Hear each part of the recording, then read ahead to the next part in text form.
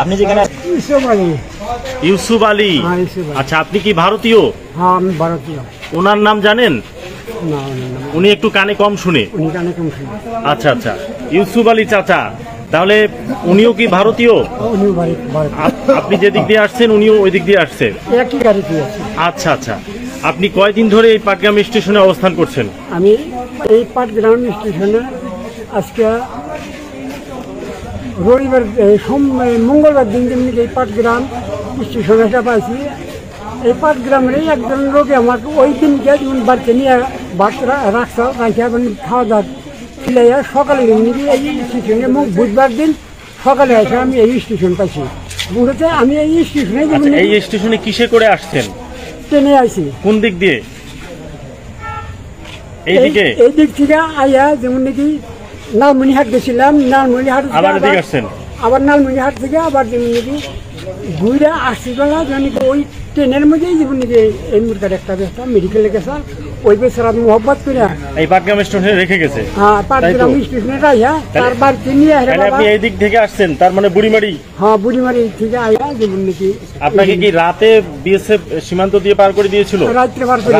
রাতে উঠেই ট্রেনে উঠছিলেন? না রাত্রে না, দিনে উঠছি আমি ট্রেনে। রাত্রে জঙ্গলের মধ্যে উঠে থাকে যখন বাবা আমি আজান শুনছি, আজান শুনে যে আমি কি পাইছি বাবা আমি ওটা করি না, আমার অন্তর শুকায় গেছে। আচ্ছা আপনারা তাহলে কজন আসছেন? আমাকে পার করে দিছে যেমন নাকি ওই যে 5 জন মানুষ আসছিলাম। 5 জন? হ্যাঁ 5 জন। 5 জনের যেমন নাকি আমরা 2 জন যেমন এনে পাইছি, আর ওই 3 জন যে কোন দিকে গেছে। আপনি কি আসাম থেকে আসছেন? কোন ডিস্ট্রিক্ট? কি দরং ডিস্ট্রিক্ট? দরং? হ্যাঁ দরং জেলা থেকে। দরং ডিস্ট্রিক্ট থেকে আইছি। মানে আপনার জন্মস্থান ভারতে তো? হ্যাঁ ভারতে। আচ্ছা আচ্ছা, আপনার নাগরিক সনদপত্র বা ভোটার আইডি কার্ডও আছে? সব আছে। আধার কার্ড আছে? আধার কার্ডটা বাবা আমি জেলে ছিলাম, ফিঙ্গার ব্যাপারে বাবা আমি আধার কার্ডটা বানান হারি নাই। জেলে কেন? জেলে ছিলেন কেন? এই সৌন্দর্য বাংলাদেশে তুমি 2 বছর বাবা জেল খাচ্ছি আমি। 2 বছর জেল খাটার পরে যেমন নাকি জানুয়ারির 21 তারিখে বাবা আমি বাড়তে গেছি জাবিনে। আচ্ছা আচ্ছা, জাবিনে বাড়তে গেছি। জাবিনে বাড়তে যাই প্রত্যেক সপ্তাহে আমি তারিখ মারি থানায়। তারিখ মারি আমি আসছি গুয়াহাটি থেকে যেমন নাকি আমাকে ডাকছে। আচ্ছা আচ্ছা, ফোন করছে তোমার থানায় হানাবি। থানায় গেছি। থানায় গেলে আরে মোগলদের বর্ডার পেয়েছি আয়া হাজার যেমন আমার কথা বলছে। কুয়ার পরে আমি কইছি হ্যাঁ দিলে আপনি অসুবিধা ভালোই আছে, কিন্তু বর্ডার এসপি তখন যেমন আমারে ভালো মন্দ আর কিছু করলো না। গেছে যাওয়ার পরে একটু পরে 1-1.5 ঘন্টা পরে ওসির কাছে ফোন করে কইছে আমি এই লোকটা বাড়িতে পাঠাবে, আজকে আর হবো না, কালকে আইবার দে। PAN card R I card এই 2টা কার্ড নিয়ে আর একটা সাক্ষী নিয়ে আইবার দে।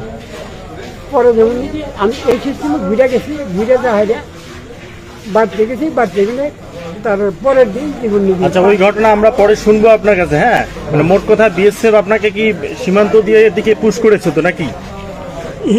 এই জায়গায় বেড়া কি হয়ে পারছেন আপনি? আমার ঘরে কোনো কিছু জিগায় নাই, আমার ঘরে ঘরে হিনা খালি ঘরে ঢুকাই 16 জন মানুষ আসছিলাম।